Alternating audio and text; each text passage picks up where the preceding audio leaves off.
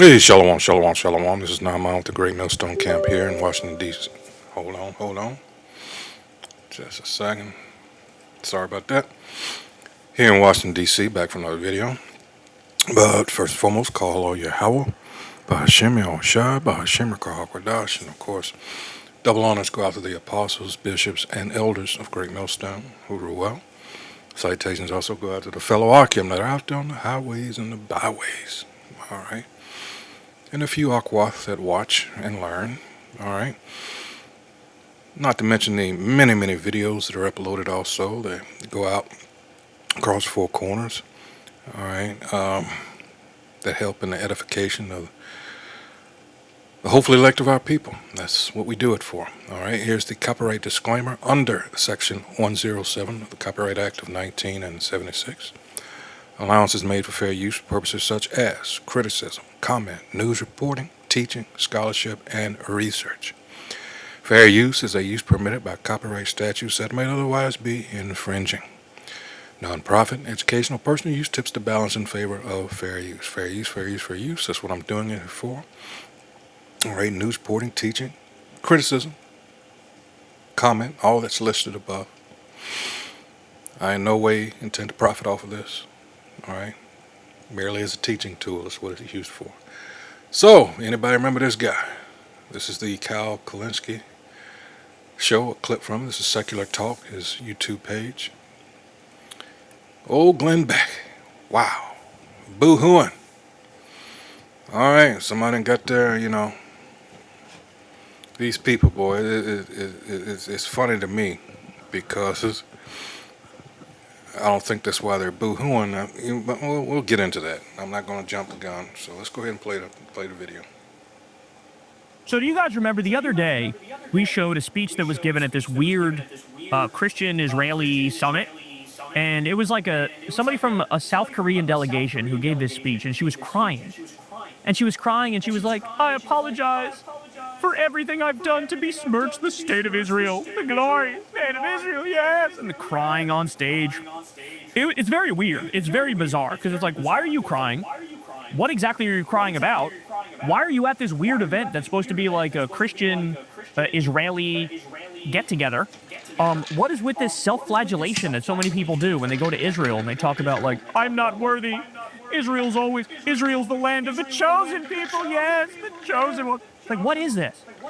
It's so bizarre to watch this, like, outright supremacist mindset in the year 2026 and this religious delusional garbage in the year 2026, where people pretend like God granted the Israelis this land. It's like, what does that even mean? Honestly, what does that mean? There's over 4,000 religions. None of them have been proven. What do we talk? Which God? And what does that mean? And what religion are you talking about? Like, how did we get here? Why do these people think that if they wear their funny hats and have long beards, that makes them, like, above criticism? Glenn Beck, also known as Colonel Sanders, he's at this event, this Kufi event. I believe that stands for Christians United for Israel. It's a classic, like, Christian Zionist gathering, right? Where all the Christians go out there, they self-flagellate, and they say, oh, Israel's so special and so... This guy and many others, all right? Boy, oh boy, when that day comes. I got several scriptures on my mind right now, all right? Because, you're talking about 4,000 religions. None of them are proven. Okay. That's because, again, we use certain individuals like this, for their information gathering and all that. But we realize they do not have the Holy Spirit on them. All right, and there's things that they just can't see. We're not permitted because the Holy Spirit is not working with them. All right, so you got to be aware of that. Let's go back to the video. So holy, and the Jews are the chosen people, and I apologize for the history of anti-Semitism among Christians. Well, anyway, he gives a speech, and he does the thing. He starts crying over anti-Semitism and crying about Israel. I don't know what's wrong with these people, bro, but something's seriously fucked up in their heads. Let's watch. Here we go. Look what they did in the death camps. You arrived on a train, they didn't write down your name. They took your name from you, and they gave you a number. You were now just a number on a page. You are no longer a man. You are a number on a forearm. That's the entire philosophy. Wait a minute. Wait a minute. Didn't you do that? What was that song back in the day? Hmm. Was it the Raiders? Wait a minute. I got the tune in my head. Oh,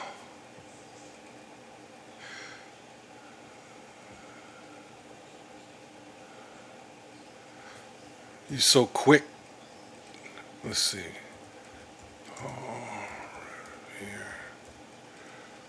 And the Raiders. What was that song that was popular by them? Uh, let's see. All right. Indian Reservation.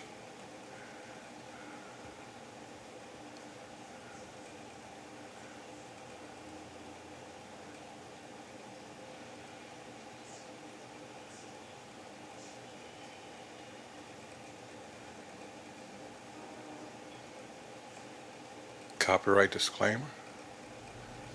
Here's some Hello friends to of you. ours we've been looking forward to having on the show for quite some time for a couple of reasons. Number one, they obviously have a lot of talent. Secondly, they've consistently had hit records. But most importantly, we enjoy their music. Ladies and gentlemen, the Raiders. They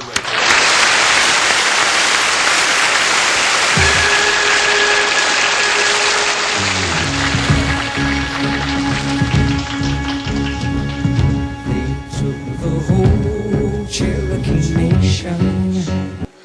That's all I'm gonna play. That's probably gonna get me in trouble with YouTube. But I just want you all to, because it talks about what you did to them. Yeah, what you did to all of us.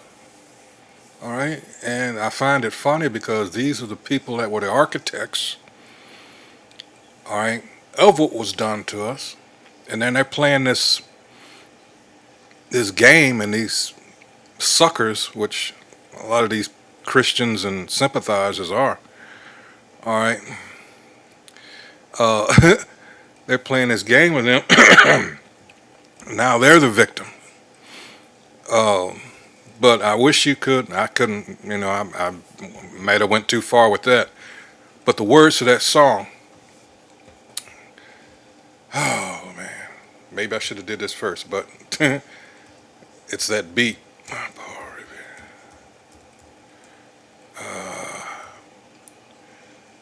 Uh,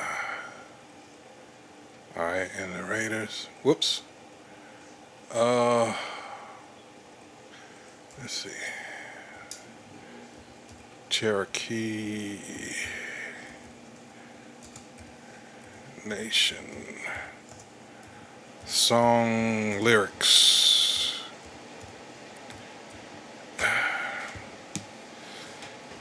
They took the whole Cherokee Nation, which you heard, put us on this reservation, took away our ways of life, the tomahawk and the bow and knife, took away our native tongue, and taught their English to our young.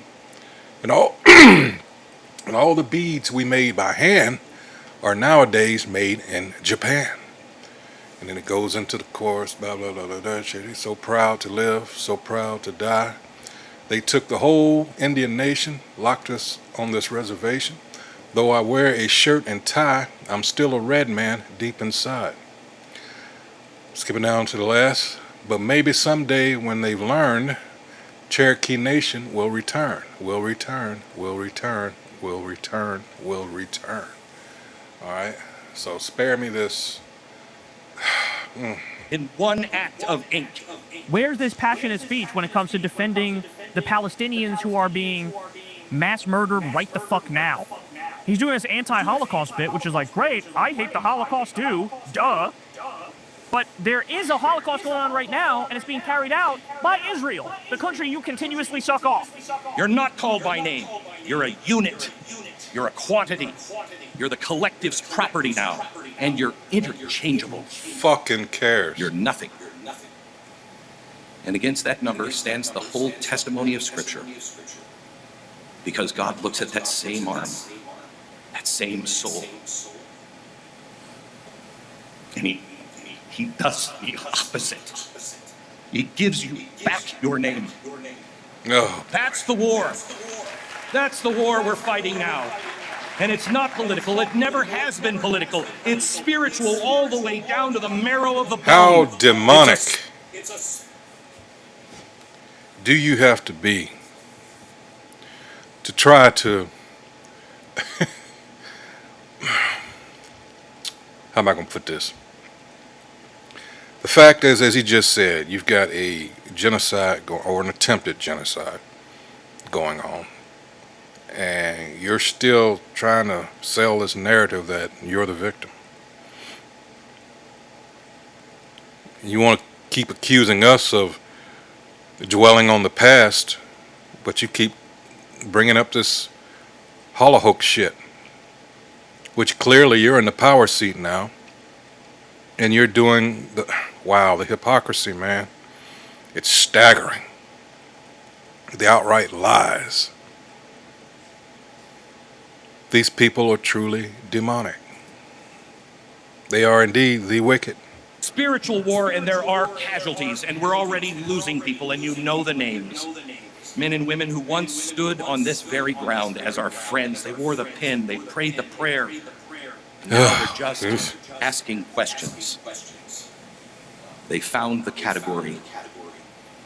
They found the category. They needed a scapegoat, and they reached where men always reach, for the oldest one on the shelf. And I am sad to say some of them will not be coming back.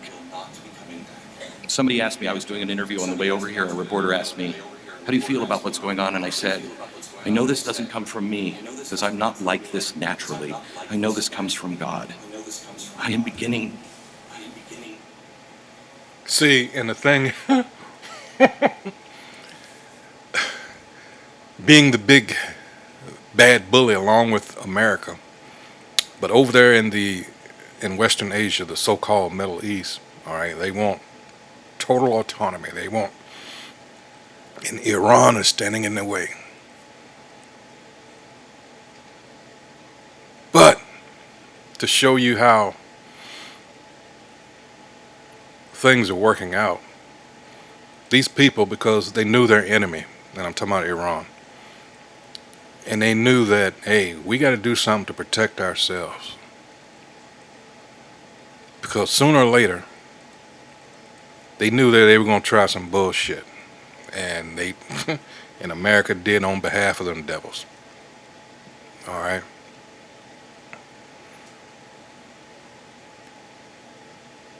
And still, people are feeling sorry for them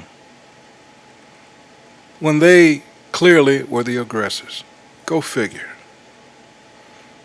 This is, man, wow.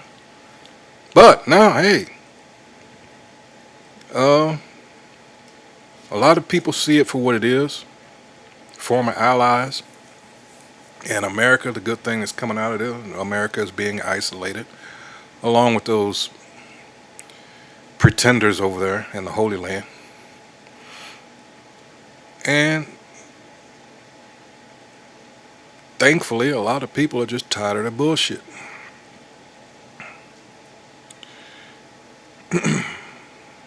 They know, as it says in Revelation 12, verse 12, that they have but a short time. So you're seeing things speeding up. All right, we keep saying all roads lead to the MOTB. Look where all this technology is. And you're being herded toward a specific point and to a certain thing. And that's what you're being herded towards, the MOTB. Continuing on. To seriously mourn for the people who are lost. I feel the pain that I think the Lord must feel when he's losing his children one by one. I don't find anger. I'm finding deep sorrow and empathy for them. What is wrong with this guy? What is wrong These with this people guy? are some great actors, I tell you. Why are you crying? The grief-shaped truth of this hour is that when the world is looking for a simple enemy, it is offering you a drug. And some of the people that we love will take that drug and will be lost. Yeah, that and Christianity never was be able one to hell of a shake drug. This shit is so fucking dishonest, bro. It is so dishonest. Here's the fact of the matter. Hatred of Jews is fucking stupid. Just like hatred of black people is fucking stupid. Hatred of any minority group, sexual, religious, ethnic, otherwise, it's... Clearly, he does not grasp what the hell is going on here. All right, and at a much deeper level. All right, he hasn't figured out really what he just said. All right, it's like, how much more can you say, right? All right, which I've got Wisdom of Solomon 5th chapter in my head right now. It's like, boy, when these people see, and well, let's just go ahead and get it. Because when they figure out, hey, it wasn't those people, it's these people. No, it can't be. No, no.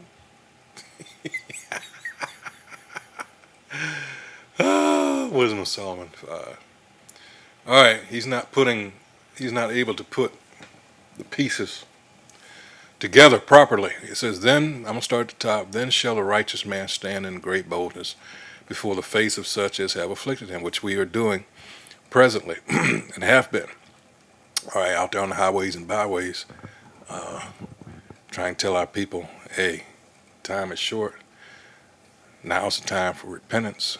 All right, and that you are the real Israelites, the true Israelites of the Bible. All right, and made no account of his labors. 2, when they see it, they shall be troubled with terrible fear, and shall be amazed at the strangeness of his salvation, so far beyond all that they looked for. And they, repenting and groaning for anguish of spirit, shall say within themselves, this was he whom we had sometimes in derision and a proverb of reproach.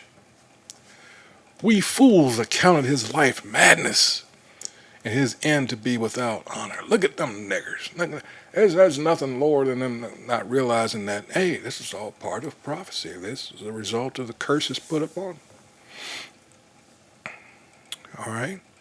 Which, by the way, they fit. Not those people over there pretending. Not the people you see these people boo-hooing about. Yeah. All stupid. It's all dumb. Prejudging is dumb. You have to judge individuals as individuals. Having said that, stop playing this dumb game when we all know. You notice how that only works, again, the curses. You notice how that works for everybody except Jake. With Jake, one Jake do something, we all are guilty. No, there is legitimate hatred of the Israeli government because of their policies, because of their war crimes, because of the genocide they're carrying out. You don't get to conflate criticism of Israel with criticism of Jews as people and pretend like all anger at the genocide Israel did is actually really just anti-Semitism that's masked. No, fuck you. Because then we... Yeah, because they've been hiding behind that. And when you really stop and think about it, it makes no sense. You can't tell that's just a tactic of theirs. What you're saying is, Wow. it's impossible to legitimately criticize a genocide being carried out. That's the actual argument they're making. And that is so fucking dishonest. If anything, it leads to an increase in anti-Semitism for the way that these people react to it. To try to say, like, no, you're actually not mad at Israel. You're mad at all Jews. It's like you're trying to... I'm so sick of that word because, again, talking about something they hide behind. All right. I can't wait for somebody to properly break that down. All right. In public. All right. Because they act like they're, well, I'm not going to even go into it because that's another lesson in and of itself. But no, they're complete frauds. And it's easy to break that down and debunk that. to lead to an increase in anti-Semitism. You are insisting on an increase of anti-Semitism, as opposed to accepting the criticism at face value that no, they're actually mad about the massacring of little babies in fucking Gaza. Okay? Jesus fucking Christ. Okay, but we're not done because same fucking thing here, bro. How many times has Mike Huckabee, the fuckabee himself, how many times has his dumbass, it seems like he's giving a speech in Israel every other day. And every day it's the same thing. Our history has been so bad, it's been so mean to you, it's been so rude. The United States of America could not exist without Israel. And it's like, hey, dipshit, we did exist without Israel. Israel was created in the fucking 1940s. I recently got into a little bit of controversy because I had the audacity to say something that I believe from the depths of my heart, and that is that as we celebrate America's 250th birthday, we need to understand where our roots come from. And I said the roots of America actually come right there in Jerusalem. And people thought, where in the world did you come up with? This scumbag, the former governor of Arkansas. At its base, this is nothing more than Edomite / white supremacy, so-called white supremacy. That's all it's ever been. That's all Christianity is based on. All right. But this is what's so beautiful about this, because their nature is betraying them. All right. You've got a faction that has claimed, well, let me just get this. Although it's talking about actual Israelites here, just the way it's phrased. This is Isaiah 44. Israel, Yasharallah, the Lord's chosen.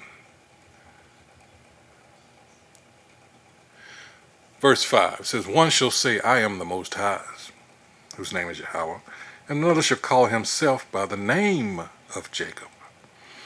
And another shall subscribe with his hand unto the Most High, and surname himself by the name of Israel. All right.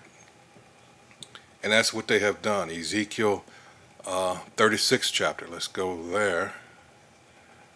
All right. Strange how no one brings this out. Prophecy to the mountains. Prophesy to the mountains of, let's see. And this is what they elected to do to the mountains of Israel. Also, thou son of man, prophesy unto the mountains of Israel, and say, ye mountains of Israel, hear the word of the Most High, again, whose name is Yahweh. All right. Thus saith the Most High, because the enemy have said against you, aha, even the ancient high places are ours in possession. Therefore prophesy and say, thus saith the Most High, because they have made you desolate and swallowed you up on every side, that ye might be a possession unto the residue of the heathen, and ye are taken up in the lips of talkers and are in infamy of the people. What did I say earlier about, all right, them being responsible, them financing the transatlantic slave trade? All of that. This is their doing, and now they're the victim. Strange how nobody reads this, especially in churches. I've never heard it. Why? Because who controls all this at the end of the day? These institutions our people go to, especially when it comes to theology. How dare you think you can quantify the Most High as it goes into theology? Think about it. How pompous, how much of a pompous ass do you have to be? A dirty, nasty, degenerate race of people. And then you build these highfalutin institutions on our backs, by the way.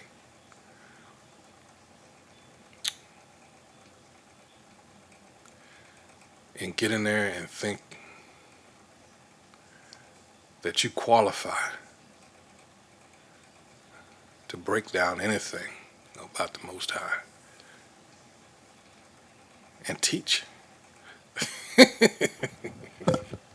Wow. This has been used ever since the time, or actually right before the time, of Columbus coming over on this side of the world. All right, this religion as a weapon. Like I said earlier, religion is a hell of a drug, and it has been. What are we supposed to do with these people, bro? Genuinely, what are we supposed to do with these people? He said America could not exist without Israel. We literally did exist without Israel. I don't know why he's insistent. Actually, I do know. Well, who am I kidding? I know exactly why he does this. He does this because he's an apocalyptic end times Christian psychopath. He thinks God, he thinks Jesus is going to come back on a winged horse and bring him up to heaven. But in order for that to happen, in his biblical prophecy, Israel has to have all of the Middle East. That's why Mike Huckabee said to Tucker's face, Israel should take it all, meaning it should take the entire Middle East. That's why he said, because he knows in order for Jesus to come back in his fucking delusions, that's what has to happen. And so now he goes out, oh, America couldn't exist without Israel, even though it fucking literally did. It's quite the opposite. Israel couldn't exist without America. If we cut off the money and cut off the weapons, they would die on the fucking vine, y'all. That's what would happen. It's a fucking settler colonial apartheid terror state. And it'd be gone that if we actually followed through and cut off the money and cut off the weapons. And that's why. But again, why hasn't that been done? Despite whatever hold they have on these idiot politicians, because there's more to it. Going back to what? Edomite / so-called white supremacy. All right.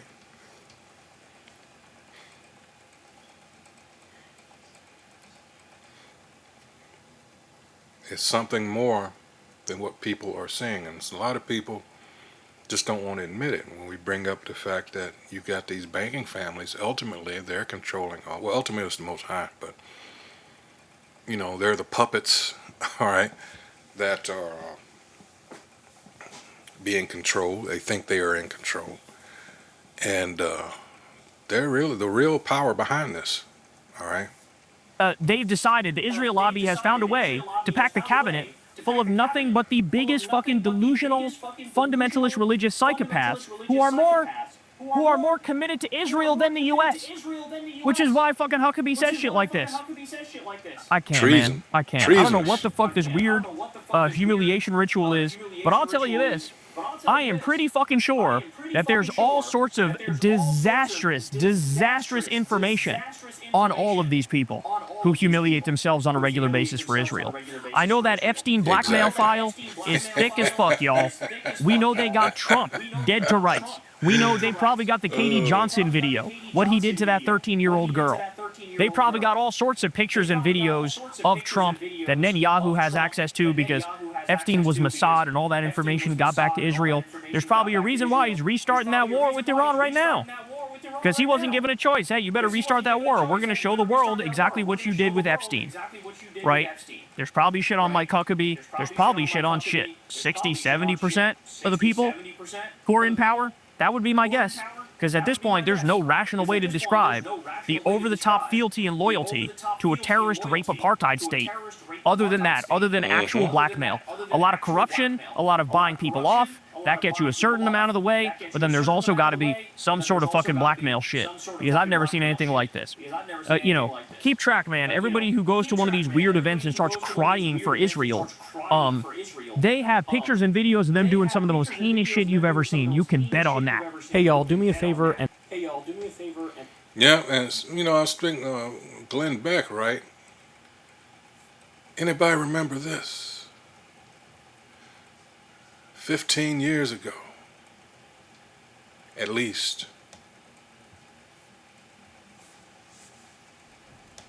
Is made up of 606 feet, 606 feet, 606 feet, 606 feet, 606. It's made up of stades, exactly the same.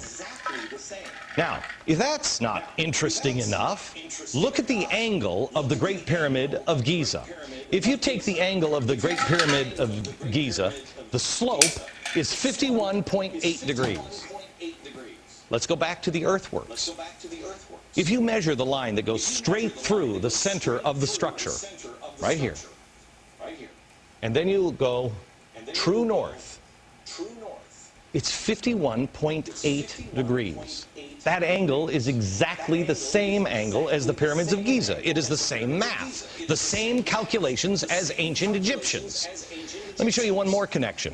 In 1860, David Wyrick, he's a guy who surveyed the Newark earthworks. He was digging into a mound near those earthworks, and he found a wooden coffin made of oak. They opened up the coffin and found a skeleton of a man holding a little box. It was about 8.10 inches in size. The box had been cemented shut here. This, by the way, is sitting in Ohio. Well, he opened up the box and he found a little man inside, a little black stone. They took it to scholars and they looked at it. The man seems to be carrying something, and there's writing here at first they couldn't recognize. The writing is, they thought in 1860, some sort of Hebrew.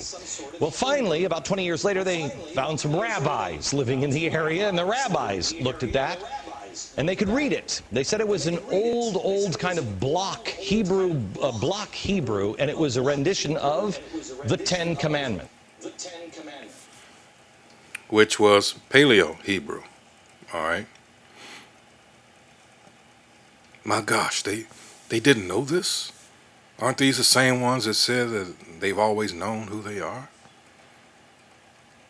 Ah. But Judeans, all right. See, these people, the frauds that they are, all right, they've always dealt with the Assyrian script.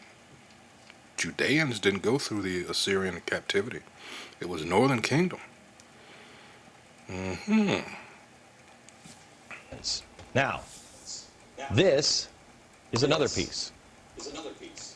Block Hebrew. They said they'd never seen anything like it. Mainstream archaeologists at the time called this a hoax. But then in 1900, or just about after 1900, in Israel, they found the same block-style Hebrew writing. Mainstream archaeologists still dismissed the findings. They found it in Israel, and they found it in Ohio. But there was another stone that they found that they couldn't argue. This is the Bat Creek stone. It was found during the course of an official Smithsonian evacuation. The Smithsonian didn't understand the meaning of the writing on the stone. They thought it was Cherokee, since it came from Cherokee country. They didn't realize that it's actually Hebrew. They had published this originally upside down. They threw it in a box at the bottom of the Smithsonian, put it in the basement. Many years later, a scholar took it out of the box, looked at it, and went, oh my gosh, it's upside down. It's Phoenician, ancient Hebrew. So what's going on here? What is that about? Where is that history? I'll show you in a few minutes, and we're going to have a conversation. I'm going to show you some more things that the Smithsonian, science, government, commerce colluded to erase. By the way, I want to thank the directors of the documentary Lost Civilizations of North America for bringing these stories to my attention. Colluded? What does that imply? Uh-oh. Sounds like... could it be? Psalms 83. Keep not thou silence, O Most High. Hold not thy peace, and be not still, O Most High. For lo, thine enemies make a tumult, and they that hate thee have lifted up their head. They have taken crafty counsel against thy people, and consulted against thy hidden ones. They have said, come, and let us cut them off from being a nation, that the name of Israel may be no more in remembrance. For they have consulted together with one consent. They are confederate against thee. Wow. Blown away. To find more, visit the website lostcivilizationdvd.com. Here's the thing we should be asking ourselves. I don't know the story of these. Do you know that? Did you know that? Do you live in Ohio, and did you know that? Why not? Were the American Indians wronged? Yes. Yes. And that's what we focus on in America, is we were bad to the American Indians. Forget about it. It's in the past. The question should be the ones that the founders asked. Who are they? Which is? What knowledge do they have? Exactly. Can you imagine the difference we would have now if we would put our differences aside and put our past in the past and concentrate on today and say, That's let's learn against your from each nature. other? What do you have? What is that? What is that? When we come back, I'm going to be joined by Peter Lillback, who is, I've told you before, is one of my favorite authors. He's going to talk to me a little bit about the founders here. And I'm also going to show you some documents that show how that history has been erased. Next. This is the Smithsonian Annual Report, 1882, 1883. This is John Wesley Howell. This is an original copy.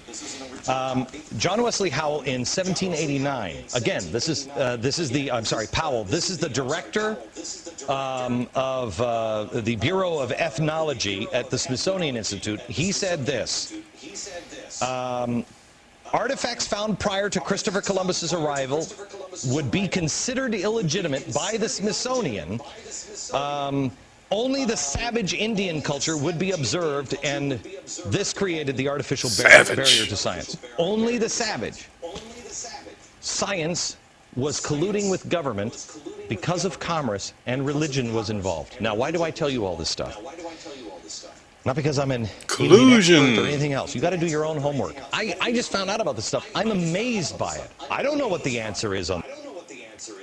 Because the thing with the Smithsonian, you have to understand the gatekeepers that they are, especially early on. And I worked in it, well, briefly. When you read up on the history of the Smithsonian, yeah, they, yeah, they're indeed, you know, they're pushing that so-called white supremacy. Always have. On this. The reason why I bring it up is the stock is not bad. The soup went bad, but the stock is not. Peter Lillback, Dr. Peter Lillback. How are you, sir? Good to see you. This is a book that needs to be owned by every American. Every single have this book in their home. It's called Sacred Fire. These are the words of George Washington, and it takes history absolutely apart. Not on somebody's opinion, but on their own words, on his words. Peter, I want to go to you and talk to you a little bit about, again, the stock. George Washington had a good relationship. Our founders had a good relationship with the Native Americans, right? There's no question about that. When they came to America, they realized they could not survive without a close relationship with the Indian people. The greatest story, for example, and how did you repay them? Pilgrims who were blown off course. 800 miles out of their destination, Virginia, they're in Massachusetts. They land on ground, and they're in the middle of nowhere, no government. They make the Mayflower Compact, so they have government when they land. And there's no Native Americans there because a plague had gone through, but one person shows up. He happens to be a Native American that knew English. He'd actually been taken captive to England. He'd learned English. He'd gotten his freedom. He came back, his people were gone. The white settlers are there all. Wait a minute, was the plague a result of you? All of a sudden, and he meets them and he says, welcome. He speaks English. They couldn't believe it. The providence of that moment is extraordinary. They needed help, and there was a person there to help them, and he was a Native American. Right. And that creates Massachusetts. All right, do I have time for one more story real quick? No? Okay, hang on, because I want to come back and talk about, William Penn. Because William Penn said something when he was working with the Indians that is critical to understand the truth, I think, about America. And we'll do that next.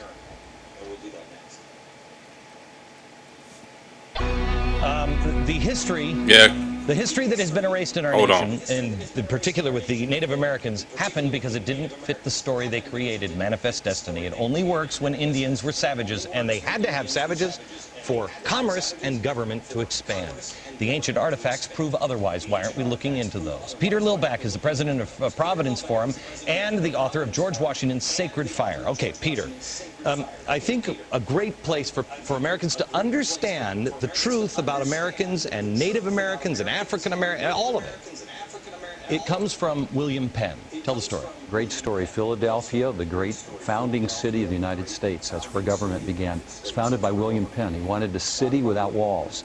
And he determined that he would do it by making a constant commitment to justice and ethics with the Native Americans. There never was an Indian war with William Penn. And there's a wonderful treaty that still exists that describes the commitment they made. And it says this: there are good people and bad people among all people. There are good and bad Indians. There are good and bad Christians. That's what he called them in Philadelphia. And he said, we must come together so that we will address these problems that will come with respect and by Yeah, communication. everybody come together, but you at the head. Yeah, okay. There are good among us and bad among us. There are good Americans, bad Americans. There's good No, parts no, of no, America. no. There are bad parts of America in the You're American done. story. We've got to come together as the good people, stand together Nope. and guard against the bad, so we can live in a Nope, country nope, without nope. walls. Peter, thank you very much. Back in a minute. Your time is done. You got to know he was let go after this. I just showed you that, the stark contrast between then and what's going on now with this guy. Oh, damn. These people. Let's see, is there anything else to this? I thought I was going to get some comments. Like I said, it's been 15 years ago, so. But anyway, there you have it. Clearly these people, and a lot of them feel it. This case, I'm glad I just saw it. While scrolling down here, right here, somebody did the right thing. They put horns on these motherfuckers. What happened down in Mississippi? This this young man, supposedly his friends, they got his Jake friends, they got separated, and he ended up on a boat with these guys here, who supposedly he knew, but now there's, and again, this is another video, but these people, and everybody's like, you don't know not to be the only one amongst people like this. These people are evil. All right, nothing has ever changed, and Jake is, you have to understand too that a lot of this seems to be geared toward getting our people out in the streets. All right, they need us to get out there, because now these people are turning on themselves. They have no one else, because Jake has not fallen for the okie doke yet. I'll just put it like that, yet. All right, so they're turning on each other, because this is the nature, all right, of these people. Europe, medieval times, the Dark Ages was filled with, they were always in conflict with each other. The only reason they're not each other's throat, well, up until now, was what? They had Jake. That's what's behind always putting Jake as the face of everything wrong with America. That's why it's done. But since we're not out there, we're not giving them what they need. I was going to say want, but what they need. And what they need is Jake to be the fall guy. All right, so that's it. The initial video. Glenn Beck cries for Israel in disturbing humiliation ritual from Secular Talk, Kyle Kulinski. And the second one, which I will put in the description back, from 15 years ago, at least. Native Americans were Hebrew. Like I said, he was let go shortly from Fox News here, shortly thereafter. I wonder why. All right. So once again, I hope whoever views this has been edified. That's what we do here at Great Millstone. All right. Filter everything through the scriptures to let you know that, hey, time is short, people. There's no time to be effing around. Get your mind right. All right. And that got to repent. Now's the time. While that window, that door is open. All right. It's not a game, because these people definitely are not playing, the higher ups. All right. So once again, keep your eyes and ears open. Be circumspect. Remain circumspect. All right. So with that, shalom.